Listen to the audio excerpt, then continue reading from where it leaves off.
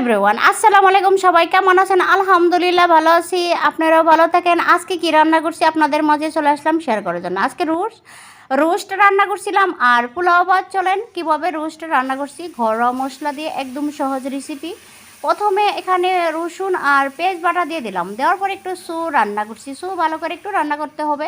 এখানে একটু brown colour হওয়ার আগ পর্যন্ত রান্না করতে হবে। দেখেন আমি ভালো করে নেড়ে সেড়ে একটু তেল দিয়ে রান্না করছি। এখানে মশলা অ্যাড করবো। মশলা বলতে জিরা বাটা প্রথমে অ্যাড করে দিলাম, আদা বাটা দিয়ে দিলাম 1 চামচ পরিমাণ মতো দিতে হবে, আর হলুদের গুঁড়া দিয়ে দিলাম, মরিচের গুঁড়া দিলাম, ধনিয়ার গুঁড়া দিলাম, লবণ দিলাম, পরিমাণ মতো সব মশলা অ্যাড করে দেওয়ার পরে তেলে একটু ভেজে নিচ্ছি। ভালো করে একটু ভেজে নিতে হবে, কারণ একটু কাঁচা মশলা আছে তো, তার জন্য একটু ভেজে নিতে হবে। এই পর্যায়ে আমি একটু পানি দিয়ে ভালো করে কষে রান্না করব। ভালো করে কষে রান্না করছি। দেখেন এই পর্যায়ে লিবুটা অবশ্যই দিতে হবে।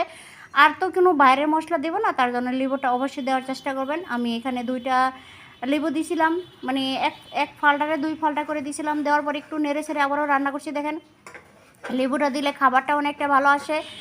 আর এখানে ফাইনালি আমার এটা হাতের মশলা, মানে আদভাঙ্গা টাইপের মরিচের গুঁড়া, এটা অবশ্যই দেওয়ার চেষ্টা করবেন। মানে দেখেন আমার তরকারি ঝোলটা একদম গাঢ় গাঢ় হয়ে চলে আসছে। মানে এই মশলাটা দেওয়ার কারণে আমার খাবারটা এতটা স্বাদ আসছে বলার মতো না। আমি ভেজে রাখা যে চিকেনগুলো রাখছিলাম ওইগুলো অ্যাড করে দিলাম। আর চিকেনগুলো ভালো করে ভেজে রাখবেন, ভালো করে ভাজতে হবে। দেখেন ভাজাটা যদি ভালো হয় খাবারটা অবশ্যই স্বাদ আসবে, কেন আসবে না।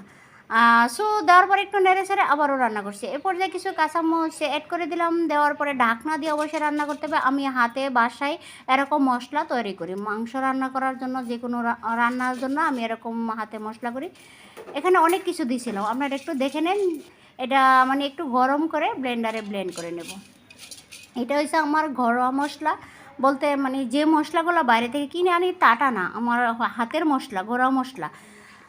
যাক গরম মশলা, তাই এটা আমার রান্নাটা এ পর্যায়ে আমি গরম মশলাটা অ্যাড করে দেবো। দেখেন এখানে অনেক কিছু ছিল, তো 1 চামচের পরিমাণ মতো দিলে হয়ে যাবে।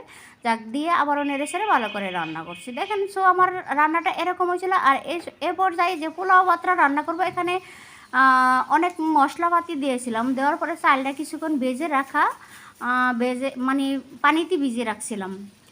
যারা ভেজে রান্না করেন তা না, আমি এরকম সহজ পদ্ধতিতে রান্না করি। মানে দেখেন পানিটা পরিমাণ মতো দিয়ে আর সব কিছু দিয়ে একসাথে দিয়ে তেল দিয়ে রাইস কুকারে বসায় দিবেন। যারা নতুন রাঁধুনি তাদের একদম সহজভাবে তেল দিবেন, পরিমাণ মতো তেল, পানি, লবণ সব কিছু দিয়ে একদম রাইস কুকারে বসায় দিবেন। মানে একদম দেন আমার পারফেক্ট এরকম পোলাও ভাত ঝরঝরা ঝরঝরা আসে। আপনারা বললেন না যে ভাত ঠিক আসে না, দেখছেন কত সুন্দর ভাত হয়েছে। আর আমার রেসিপিগুলো এরকম ছিল। দেখেন আমার এখানে রুশটা এরকম ছিল, আর পোলাও ভাতগুলো আমি দেখেন আমি এরকমভাবে রান্না করি, একদম ঝরঝরা। আল্লাহ হাফেজ, সবাই ভালো থাকেন, সুস্থ থাকেন, আল্লাহ হাফেজ।